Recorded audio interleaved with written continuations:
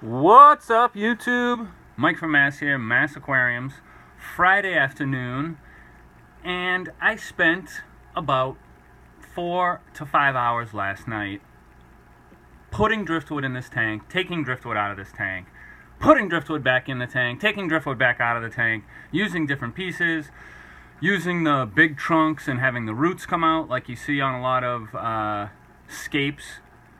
But in the end, I went with roots and the tree trunk sticking out the top because it really looked badass. It looked gorgeous, and that's what I went with, and I'm really loving the scape. I filled the tank back up after I was settled on the scape, so the roots and the driftwood are floating. They need to be soaked for a week or two, and then they'll slowly start to sink back. And where you see these roots that are not hitting the substrate, it's just because the wood is floating.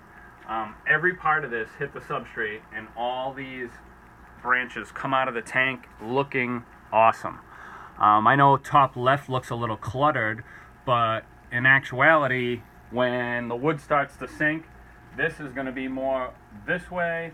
This trunk over here kind of comes looking like this, and so all the whole top is looks amazing. But the tank is now cycling. I've got all my bio home media in 5 trays in the sump. I got the heater plugged in, the tank refilled, and I have 5 pieces of twine tied to the top of the driftwood that goes to the pipe on top of the ceiling, which the Pothos will be able to wrap around and grow up. It's gonna look, it's gonna look awesome in my head. It looks awesome. It's slowly coming together. I can't wait for this driftwood to get waterlogged and start to sink back down, and everything will go right back into place where I had it. I love the lighting effect on this tank. Now, it looks really yellow right now because the tank is cloudy. I have filter floss running in the filter sock, which will polish this water up, and I wouldn't be surprised if by tonight or tomorrow morning this thing is back to crystal clear. I have the light where it is because I like the shadows it creates. It doesn't like blast the whole tank super bright. The way the outtakes hit the top of the water, and the way where the light is with the driftwood, you're gonna have to trust me on this, folks. It looks amazing. As soon as this water clears up and this driftwood sinks back down, it's just absolutely awesome. Just picture fish swimming in and around this driftwood as if you were scuba diving in a river or a lake, for that matter.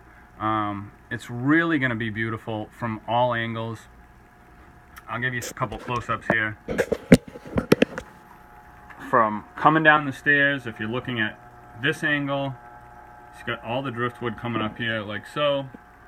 I'm going to paint the wall behind it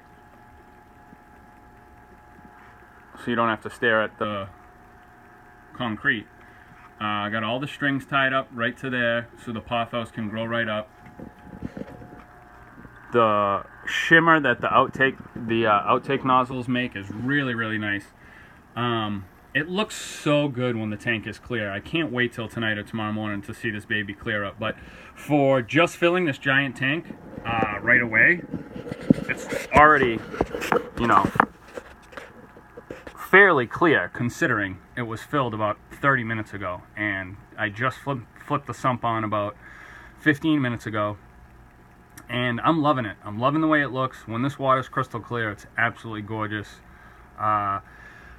But again, with scapes, like I said, I took 4 or 5 hours, and I'll probably take another 4 or 5 hours once I get all my river stone in, my gray river rock, and be placing that. I'll probably maybe tweak the driftwood a little here and there, but where I have it now, it looks money in my book. So, just wanted to give you a quick update on the 135-gallon SCA aquarium, and the sump is running smooth.